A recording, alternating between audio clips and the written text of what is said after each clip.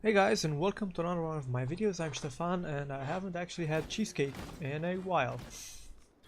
Right, so today I'm going to do something new. It's going to be 5 reasons why, or 5 points that are currently being discussed regarding Bitcoin, and I will be addressing them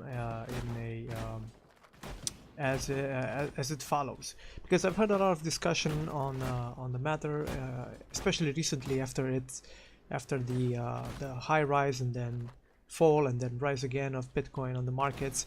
Uh, Cryptocurrencies and Bitcoin is becoming more and more mainstream, more popular. More people are trying to get into it, and as a result, the mainstream media, or the fake news media, if you guys uh, are up to date with all the lies and the manipulations going on in the backgrounds of the mainstream media, are actually starting to clamp down on this whole phenomenon. They're actually starting to try to portray Bitcoin and cryptocurrencies in general as being something, bad, the next evil. It's practically the next Russia story or something along those lines. As I'm going to talk, there will be a game playing in the background. It's Path of Exile. If you guys don't know it, it's a pretty lovely Diablo-like RPG. You guys can play it for free on Steam or whatever, so enjoy the video. Right, so let's get on to the first point that some people are trying to make, some high profile people by that are trying to make against Bitcoin, and that is that it's not currency, right? So this is quite fun to hear. It's really amusing to see them outright lie about the fact that you cannot trade or buy stuff online or in person for that matter with Bitcoin, which is a complete lie. You obviously can use your Bitcoins to buy anything you like online and otherwise, and this even has been happening for years now, so it's nothing new. Of course, it's not very adopted. You just can't go around and buy a sandwich, at least not in my part of the world. You basically cannot buy a sandwich with a Bitcoin, or with the small percentages of the the Bitcoin, the so-called Satoshis. Oh yeah, just in case you guys don't know and you're complete noobs about Bitcoin, you don't have to buy a whole thing. The Bitcoin can be bought in very small fractions, up to a millionth, if I'm not mistaken. I hope that's correct. And yeah, so a lot of high-profile economists and investors are going to tell you that Bitcoin, it's not a currency. You can't exchange it for anything, and it just sits there on your computer, which is also incorrect, to be honest, because the Bitcoins don't actually sit on anybody's computer. They sit in the blockchain, in the internet, in the cloud, so to say. When you have a wallet, technically speaking, you don't get the Bitcoin on your computer. You actually just sign some Bitcoin or some Satoshi to your name, to your wallet, and that's how the network knows that those are your coins. They belong to you. Right, so it is a currency in that you can actually use it to buy goods and services online, and this will be yeah, the amount of places that you can get to use them is actually going to be increasing in time, because the adoption rate is ramping up now. So yeah, they're lying about the fact that you can't use them as a currency, which is obviously not correct. And let's be honest. I mean, Stone Age people used to have little stones, pebbles as currency, right? We didn't invent money. The mainstream banks and the mainstream media didn't invent currency, so it's not their right to tell people what they can use as currency or not. Okay, so going back to the second point, there is no regulation with it or within the system, and that makes it open to corruption, or to terrorism, or to financing of the dark web, or etc., which is highly hypocritical of these people talking about Bitcoin as a gateway to criminality, when criminality has existed well before cryptocurrencies have. Terrorism and financing of terrorism has existed well before that, and all sorts of mean shit that you can find on the internet or in the world has already been going on. Let's all be honest now. Let's just take a chill pill and not point to Bitcoin as this great enabler of criminality and terrorism and all of that crap. I personally see it as a very good opportunity for the individual to securely and anonymously do whatever he likes with his assets, with his money, right? So I think that the no regulation part of Bitcoin and cryptocurrencies in general is actually a good thing, because whenever somebody regulates any market, be it a government, a state, or a group of individuals, most likely they're not going to be looking after the small guy, which is also participating in the market economy. Most likely the market itself is going to be a lot more closed and more inaccessible to the small guy, who, you know, in the end ends up getting fucked by who knows whatever dumb ideas that career politicians or greedy economists come up with, right?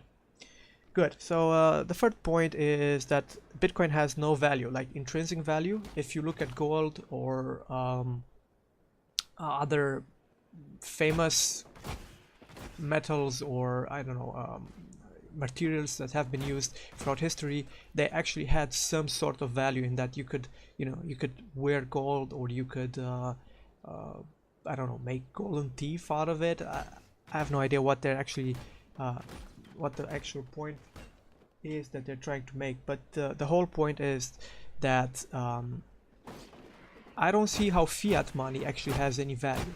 Fiat money itself, right? Let's not kid ourselves that mass inflation hasn't happened before and has rendered tons of paper money completely useless, right? There was even this joke about an African guy carrying his money to the bank in a wheelbarrow, and he was more afraid that thieves are going to steal his wheelbarrow and not the money that was in it, because the wheelbarrow had more value to him and on the market, on the free market, than the money itself. So let's just take another chill pill and realize the fact that value is wherever people see it, and it's not in the you know, it doesn't have to be physical, and it's also a matter of not opportunity but system. Like I'll give you a short example. If you're in a post-apocalyptic or a post-war scenario where you have lots of paper money or even digital money, it doesn't matter, but you don't have food, you are obviously going to be trying to trade your other material goods for food, because food in that moment is a lot more precious to you than whatever gold, a paper, I don't know, whatever, right? So let's just not kid ourselves and listen to these fear mongers telling us that, oh well, you're going to be buying something that has no inherent value, and what if its value goes down to nothing in the next year or so? You're going to lose your money. Well, we'll come back to that in a moment. And this is the next point that everybody is making, and it sadly it is getting a lot of acceptance. And I say sadly because this is quite the most annoying point that they're making. The fact that Bitcoin in general and other cryptocurrencies as well is just a bubble. You know, it's like they're trying to bring up other historical bubbles, some even from the 18th century, like the tulip bubble, which is, you know, it's just insane to try and compare a cryptocurrency on a highly, you know, a modern crypto or digital coin with something that happened 250 years ago or something like that. It's annoying as hell. It has no place in the discussion. And let's go ahead and explore the concept of a bubble. What is a bubble actually, economically speaking, and why should we fear it? Right, so there were housing bubbles, and other, I don't know, economical bubbles going on in the past. What that usually meant was that a whole lot of people were getting into the market, and they kept buying and buying and buying. And as you buy, if you know, like the basics of economics, whenever something becomes more scarce or more sought after, its value obviously goes up. And a lot of times when this happens and a lot of people start coming into a system and they over evaluate the value of that particular good, it actually leads up to a moment where everything bursts, so to say, and the value sinks dramatically, and you cannot get, in a lot of cases, you cannot get your investment back or your money back if that actually happens, if you're unlucky enough to be the guy that bought days or weeks before everything came crashing down. And this, I'm not saying that this is impossible with Bitcoin or other cryptocurrencies. And there are lots of economical and Bitcoin experts that are actually on the other side of this issue, and they can explain a lot better than me, because I'm not an economist or I'm not an expert. These are just my points that I'm trying to make on this whole discussion. And it can happen with Bitcoin as well, but the idea is that this will on one, if it happens, this will on one side make people realize the fact that they shouldn't have invested too much in something that was never meant to be a speculative get-rich-quick scheme, which are cryptocurrencies. And this is the point that I will be making next. And on the other side, if it does happen and Bitcoin and other cryptocurrencies actually stabilize in price, and the whole volatility of the market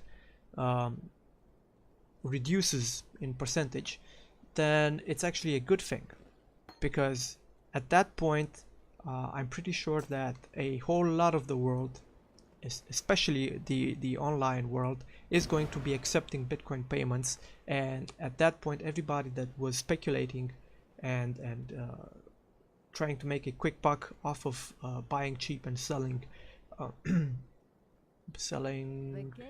cheap, I forgot the other word, those people are going to realize that the whole speculation part of Bitcoin is over, or cryptocurrency is over, and they are going to use cryptocurrency as it was always intended to be used, as a currency, as a method of exchange, of making payments or receiving payments, quick, secure, etc.